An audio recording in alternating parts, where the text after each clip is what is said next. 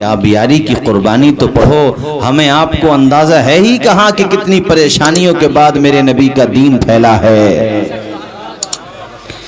دیکھو میں بتاتا ہوں آپ کو، توجہ کے ساتھ سن رہے ہیں کہ نہیں؟ سمجھ آ رہی ہے بات سب کو؟ ماشاءاللہ سنو، حضور کے ایک صحابی ہیں جن کا نام ہے حضرت سلمان فارسی۔ کیا نام ہے؟ سارے لوگ بولیں کیا نام ہے؟ فارس کے رہنے والے، کہاں مدینہ کہاں فارس، سینکڑوں کلومیٹر کا فاصلہ۔ اللہ نے توفیق کا راستہ کھولا ان کے لیے۔ جس کے بیٹے تھے وہ آتش پرستہ مجوسی، آگ کو اپنا خدا مانتا تھا۔ آپ نے ایک دن اپنے ابا جی سے پوچھا، ابا جی اس کو کیا مانتے ہو؟ کہا بیٹا اس کو ہم اپنا خدا مانتے ہیں۔ تو کہا ابا جی اس پہ تو ہم پانی ڈالیں تو بجھ جائے گی یہ۔ تو کہا بیٹے تم کس کو مانتے ہو؟ کہا میں خدا اس کو مانتا ہوں جس نے اسے بھی بنایا، جس نے تمہیں بھی بنایا، جس نے مجھے بھی بنایا، جس نے پورے سنسار کو بنایا، وہی ایک خدا ہے۔ اس کی اہمیت کا اندازہ اپنی جگہ ہے، آگ کی اپنی ایک ویلیو ہے، اسے میں مانتا ہوں، مگر یہ معبود نہیں ہے، یہ خدا نہیں ہے۔ خدا وہ ہے جو بجھے نہیں دوسرے کو بجھا دے۔ خدا وہ ہے جو گونگے کو زبان دے دے، جو مردے کو جلا دے، اور جو جلے ہوئوں کو جب موت آئے تو موت کا پیغام بھی وہ دے، موت دے، وہ خدا ہے۔ تو باپ نے کہا بیٹا بگڑ گیا، باپ نے کہا بیٹا غلط راستے پہ چلا گیا، پاؤں میں زنجیریں ڈال دی، پاؤں میں بولیے، مگر حق کی تلاش تھی، ایمانداری کی تلاش تھی۔ کیا نام ہے اس بستی کا؟ ننگلا سالار۔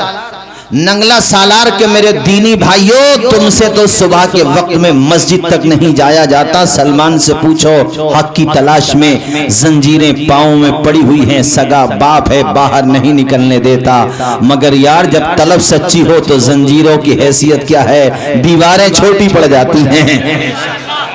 کامیابی دینے والی ذات اس کی ہے جب طلب سچی ہو اور دل کا ارادہ پختہ ہو، تو کشتیاں جب لہروں سے ٹکراتی ہیں تو میاں کنارے تک پہنچی جاتی ہیں۔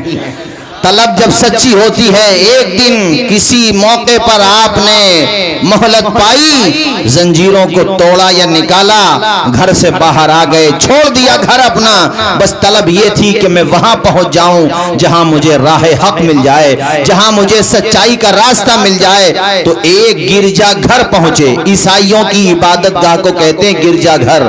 کیا کہتے ہیں؟ یار یہ بھئی آپ نے چائے کا انتظام بہت غلط جگہ پہ کیا۔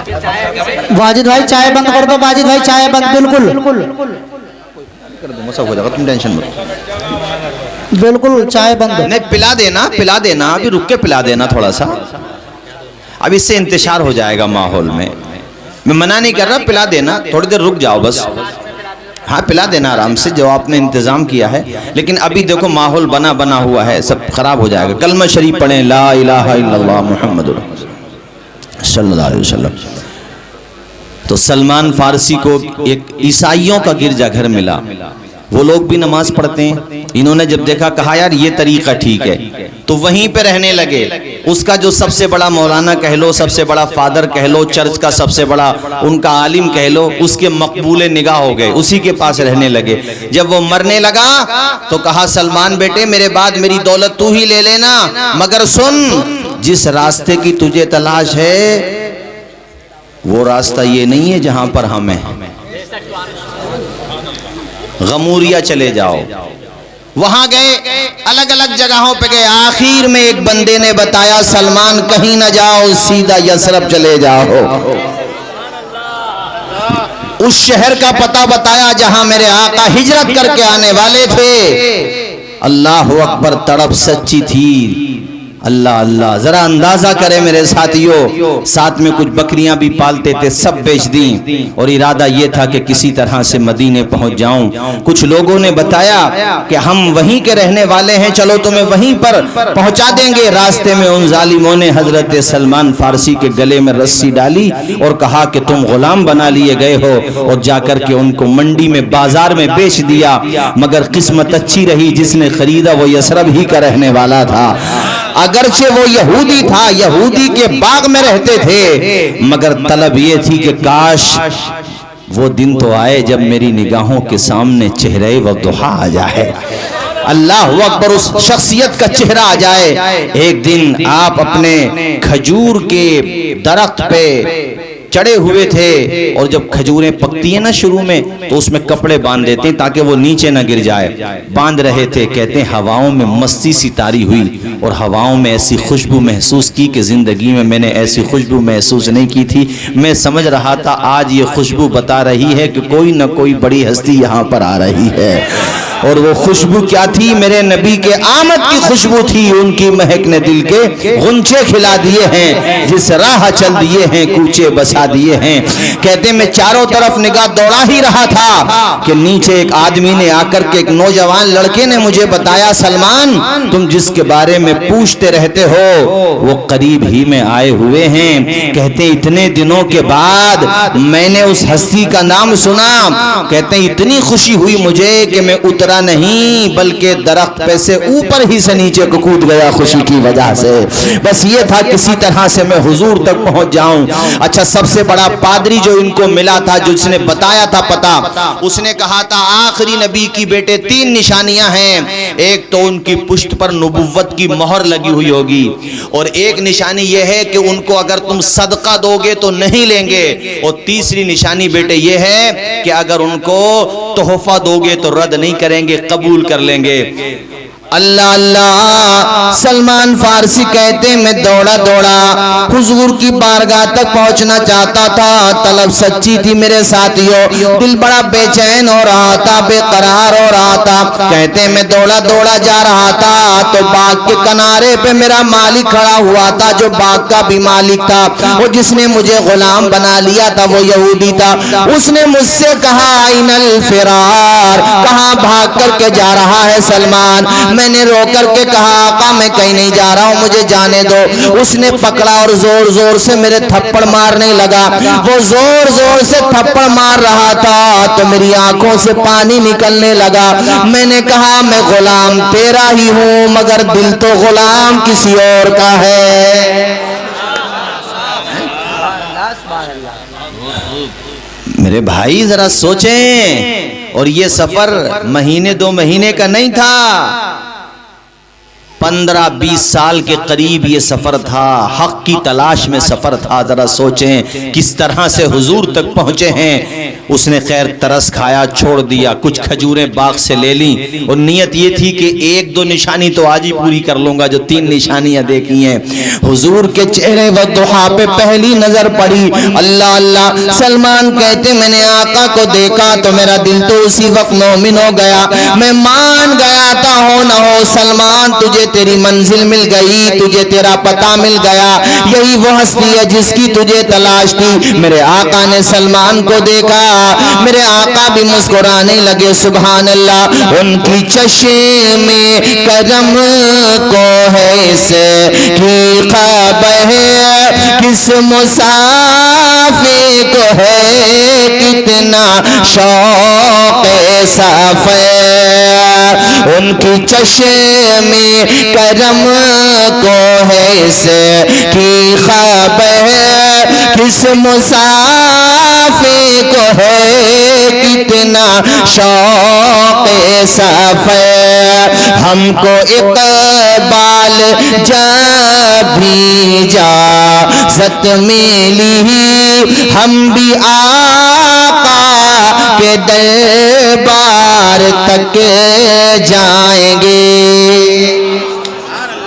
پڑھیں میرے ساتھ سارے لوگ پڑھیں. فاصلوں کو تکلف ہے ہم سے آگئے ہم بھی بے بس نہیں بے سہارا نہیں. خود انہی کو پکاریں گے ہم دور سے راستے میں اگر پاؤں تھک جائیں گے. اتنے زمانے کے بعد حضور کو دیکھا. سلمان کہتے میں دیکھتا جاتا تھا, روتا جاتا تھا, آنکھوں سے آنسو بند نہیں ہو رہے تھے, چونکہ آج منزل مل گئی, آج مجھے میرا مقصد مل گیا, زندگی کی معراج حاصل ہو گئی. میں آقا کے پاس جا کر کے کھڑا ہو گیا. میں نے کہا آقا یہ صدقہ لے کر کے آیا ہوں. حضور نے فرمایا سارے لوگوں میں تقسیم کر دو, انبیاء کرام صدقہ نہیں لیتے ہیں. ذرا اونچی آواز میں بولو سبحان اللہ. حضور نے کیا فرمایا, انہوں نے کیا نشانی دی تھی اس نے بندے نے, کہ آخری نبی جو ہوں گے وہ صدقہ اور تحفہ قبول کر لیں گے. کہتے ہیں یہ نشانی تو ایک دن میں پوری ہوگی. دوسرے دن پھر گیا تو حضور سے کہا حضور میں تحفہ لے کے آیا ہوں, تو حضور نے قبول کر لیا. کہتے ہیں آخری نشانی بچی تھی, اب اس کو کیسے دیکھوں بھئی, پشت اتھر پہ نبوت کی مہر لگی تھی. اب مہر دیکھنے کے لیے حضور کی پشت کا بغیر کپڑے کے ہونا ضروری ہے, یعنی ہاں, تو اب کیسے دیکھیں. کہتے ایک دن جنازے میں حضور جا رہے تھے اور آپ جو ہے تہبند شریف کے علاوہ اوپر صرف چادر زیبتن کیے ہوئے تھے, چادر اوڑے ہوئے تھے. میں نے سمجھا آج کا موقع اچھا ہے, صحابہ کی بھیڑ تھی, مگر میں کوشش کر کے بالکل وہاں پہنچ گیا کہ اب میرے آگے سوائے رحمت للعالمین کے کوئی نہیں تھا. اب میں کبھی ادھر جھکتا کبھی ادھر جھکتا کہ کسی طریقے سے حضور کی چادر ہٹے اور میں مہر نبوت دیکھوں. اس سے پہلے کہ میری بے قراری بڑھتی, حضور نے چادر یوں اتاری اور کہا او سلمان دیکھ لے جس کے بارے میں کہا گیا.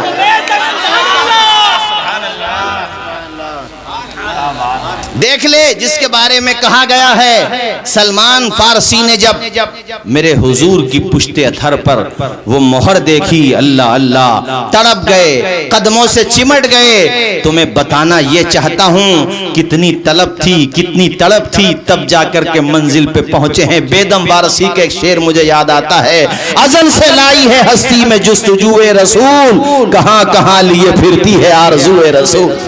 بے شک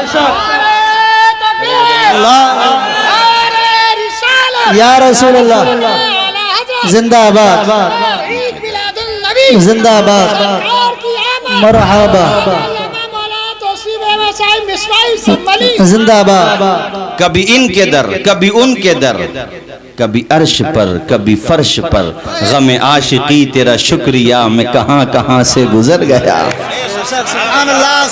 یار تڑپ دیکھیں دیوانوں کی, کسک دیکھیں, عشق تو دیکھیں. ہم سے اور آپ سے تو 5 وقتہ نماز بھی نہیں پڑھی جاتی.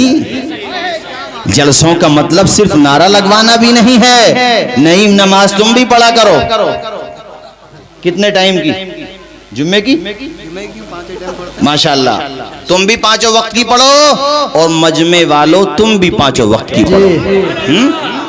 5 وقت نماز ادا کیا کرو, اللہ کی بارگاہ میں آیا کرو. دیکھو صحیح سلمان نے کتنی پریشانیاں اٹھائیں حضور کے دین تک پہنچنے کے لیے, کہ ہم اتنا بھی نہیں کر سکتے کہ دکانیں بند کر دیں آذان ہو تو, صبح میں اٹھ جائیں بسترا چھوڑ دیں آذان ہو تو, 5 وقت نماز پڑھا کریں. آج میلاد مصطفیٰ کے اس عظیم الشان جلسے سے یہ پیغام دیا جا رہا ہے کہ آذان ہوا کرے تو کام بند کر دیا کرو, نماز پڑھا کرو. اے مومنو خدا کی عبادت نماز ہے, مقبول بارگاہ رسالت نماز ہے. یہ ہمارے سنبل سے آئے ممتاز بھائی ماشاءاللہ, انہوں نے اس گاؤں کے بارے میں جیسا بتایا میں نے ویسے ہی پایا. چونکہ میں پہلی دفعہ یہاں آیا, آس پاس میں بہت آیا, مگر ناظم خلیلی تمہارے اس علاقے میں پہلی دفعہ آیا. اور ان کی ابھی عمر ہی کیا ماشاءاللہ, دیکھو ابھی اللہ نے چاہا جب ابھی یہ حال ہے تو آگے جا کے اور اچھا حال ہوگا انشاءاللہ. پڑھیے سارے لوگ میرے ساتھ پڑھیے. اے مومنو خدا کی عبادت نماز ہے, مقبول بارگاہ رسالت نماز ہے. دنیا میں کام آئے گی دنیا کی دولت ہے, عقبہ میں کام آئے وہ دولت نماز ہے. امام صاحب میں نماز کا ذکر اس لیے کر رہا ہوں کہ نبی دنیا میں تشریف لائے تو ربی حبلی امتی کہتے ہوئے پیدا ہوئے. حضور تو دنیا میں تشریف لا رہے ہیں, تب نماز کا پیغام. اور جب آپ جنت میں گئے واپس آئے معراج سے, تب نماز کا پیغام. اور یہ تو حضور کا صدقہ ہے, ورنہ ہوتی 50 ٹائم کی. کتنی ہوتی؟ 50۔ جب وہ تو حضرت موسیٰ نے کہا حضور بہت ہیں، حضور گئے، اللہ نے فرمایا محبوب تو کیا چاہتا ہے؟ جو تو چاہتا ہے وہ تیرا خدا چاہتا ہے، چل 45 کرتا ہوں۔ حضور پھر گئے، کہا 40 کرتا ہوں۔ حضور پھر گئے، کہا 35 کر دیتا ہوں۔ حضور آیا، اچھا اسی بہانے حضور کی آنکھوں میں، میرے آقا کی چشمان مازاغ میں موسیٰ بھی دیدار خداوندی کی جلووں سے مسرور ہو رہے تھے۔ اچھا وہ بھی اسی مرتبہ، اسی لیے 5 مرتبہ، تاکہ بار بار جانا ہو، آنا ہو، اور میرا بھی کام ہو جائے۔ ورنہ اللہ سے اگر کہتے یا اللہ تو ایک ہی مرتبہ میں، تو اللہ تو ایک مرتبہ میں کر دیتا۔ جاتے رہے 35 سے 30، 30 سے 25، یہاں تک کہ 20، اب رہ گئی 15، پھر ہو گئی 10، آخر میں 5۔ کچھ سوچ رہے ہوں گے یہاں پہ کہ حضرت ایک دفعہ اور چلے جاتے، اور یہ نہیں سوچ رہا ہے اللہ کے بندے سن میری بات جو میں سمجھانا چاہتا ہوں۔ جب 5 رہ گئیں تو حضرت موسیٰ بولے حضور اب بھی زیادہ ہیں۔ آمنہ کے لال بولے نہیں اب نہیں جاؤں گا موسیٰ، مجھے شرم آ رہی ہے، میرے رب نے 45 کم کر دی، موسیٰ اب نہیں جاؤں گا، اس کا کرم دیکھو۔ موسیٰ آنے لگے جب حضور زمین کی طرف، اپنے امتیوں کی طرف، تو رب کی رحمتوں نے پکارا، او میرے محبوب سن، میرے محبوب سن، جا کر کے اپنے امتیوں سے کہہ دینا کہ خدا نے نمازیں ضرور کم کی ہیں، ثواب کم نہیں کیا ہے۔ اگر تم 5 وقت کی نماز خلوص للہیت کے ساتھ باجماعت ادا کرو گے تو ثواب تمہیں 50 وقت ہی کا دیا جائے گا۔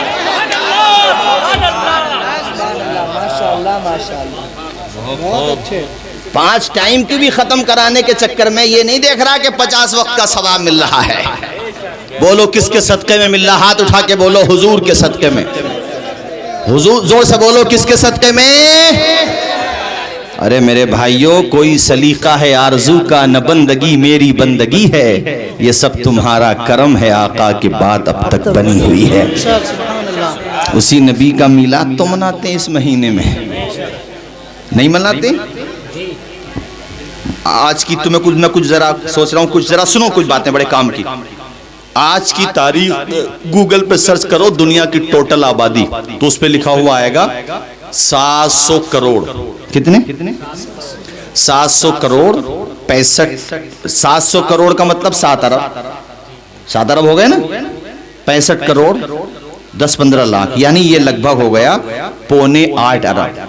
8.25 ارب آبادی دنیا میں ہے، ظاہر پیدا ہوئی تھی، کتنی آ کے جا چکی ہے، اور جو نہیں آئی ہے وہ بھی آئے گی، اور ہم تم بھی چلے جائیں گے۔ یہ سن 2022 کا اینڈ چل رہا ہے، سن 2060 تک شاید ہی ہم میں سے کوئی رہے، اور اگر رہے گا تو ماشاءاللہ دادا بن گیا ہوگا۔ جو دادا ہے وہ پردادا، پہلی بات تو دادا بچ جائے تو بہت بڑی بات ہے جب تک۔ صحیح ہے بات؟ کتنے لوگ ہو گئے دنیا میں؟ خربوں، سب ہو گئے نہیں؟ حضرت آدم علیہ السلام سے لے کر آج تک کتنے ہو گئے؟ بولو ذرا زور سے، خربوں۔ ان ساری آبادی جو میں نے آپ کو بتائی یہ تو ہو گئی انسانوں کی، جنات کی بھی شمار کرو ساتھ میں۔ میرے بھائی یہ دنیا میں سب آئے پیدا ہوئے، مگر خدا کی قسم جس شان کے ساتھ آمنہ کا لال آیا، اس شان کے ساتھ کروڑوں اربوں خربوں میں نہ کوئی آیا تھا نہ کوئی آئے گا۔ عقیدہ ہے تو ہاتھ اٹھا کے بول دو سرکار کی آمد، دلدار کی آمد، مکی کی آمد، مدنی کی آمد۔ جہاں تاریک تھا ظلمت گدا تھا سخت کالا تھا، کوئی پردے سے کیا نکلا کہ گھر گھر میں اجالا تھا۔ پورا مکہ خوش ہے، دنگ ہے، ہر کسی کی زبان پہ ترانہ ہے کہ آمنہ کے گھر پہ کون آیا ہے آنے والا۔ دادا جان کو جب یہ خبر سنی مزدے جاں فضا دوڑے دوڑے پہنچے آمنہ کے گھر، کہا بیٹی آمنہ ذرا اس کا چہرہ تو دکھا جس کا آج ہر جگہ جلوہ ہے، جس کا ہر جگہ ذکر ہے، مجھے چہرہ دکھا۔ حضرت آمنہ نے جب میرے نبی کے چہرے اقدس پہ چادر ہٹائی، عبداللہ نے جب اپنے پوتے کا چہرہ دیکھا دیوانے ہو گئے، غم دور ہو گئے، اور مصطفیٰ نے مسکرا کے اشاروں میں گویا کہ پالنے ہی میں کہہ دیا دادا صرف تمہارے غم دور کرنے نہیں آیا ہوں، سارے غم خواروں کے غم دور کرنے آیا ہوں۔ ساری انسانیت کے غم دور کرنے آیا ہوں۔ دادا کو اتنا پیار آیا کہ گود میں اٹھایا، کہا بیٹی آمینہ میں چاہتا ہوں خانے کعبہ کا طواف کرا دوں بچے کو۔ میرے حضور کو گود میں لے کے ہمارے نبی کے دادا جان حضرت عبد المطلب چلے ہیں خانے کعبہ کی طرف، مگر نگاہیں ہیں مصطفیٰ کی طرف، قدم بڑھ رہے ہیں کعبے کی طرف۔ کہتے ہیں پتہ نہیں چلا کب کعبہ قریب آ گیا، وہ تو جب کعبے کا سایہ قریب نگاہوں کے سامنے آیا تو یہ بات ذہن میں آئی کہ کعبہ قریب آ گیا۔ عبد المطلب کہتے ہیں کہ میں نے نگاہوں کو چہرے مصطفیٰ سے ہٹایا، سامنے مجھے کعبہ نظر آیا، مگر میرے یہ سمجھ میں نہیں آیا کہ میں بڑھ رہا ہوں کعبے کی طرف یا کعبہ بڑھ رہا ہے محمد مصطفیٰ۔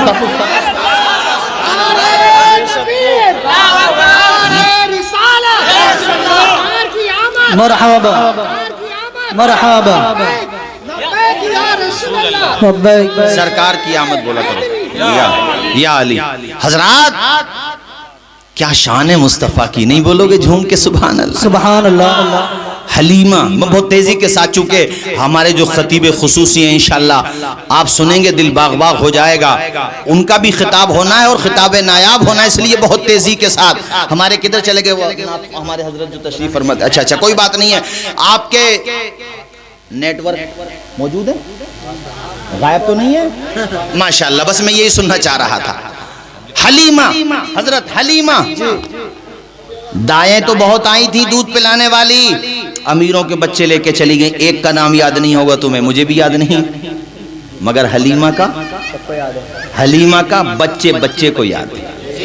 اے حلیمہ تیرے ہی کیوں نام یاد ہے؟ تو مولانا ناظم رضا خلیلی ماشاءاللہ بڑے اچھے شعر سنا رہے ہیں، مسکرا کے بولے حضرت دامن مصطفیٰ سے جو لپٹا یگانہ ہو گیا، جس کے حضور ہو گئے اس کا زمانہ ہو گیا۔